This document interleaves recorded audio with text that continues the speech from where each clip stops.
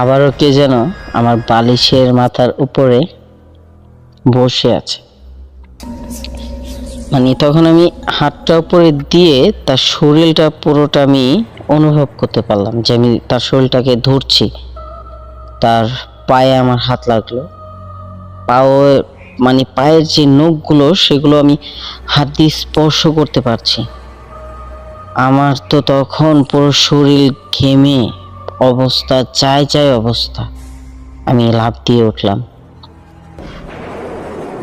তখন মানে আমার সিচুয়েশন তখন আমি বুঝতেছি যে আমার সাথে কি হচ্ছিল। তখন আমি ওঠার সাথে সাথে চিৎকার যে করব সেই সুযোগটা পাইনি। কে যেন আমার মুখে চেপে ধরলো। তখন চেপে ধরার সাথে সাথেই মানে আমার চোখ মুখ সব লাল হয়ে গেছে, আমি চিৎকার করতে পারছি না। আমার চেহারার সামনে, আমার চোখের সামনে একটা চেহারা চলে আসলো। এটা কিসের চেহারা আল্লাহ মাহবুব ভালোই জানে।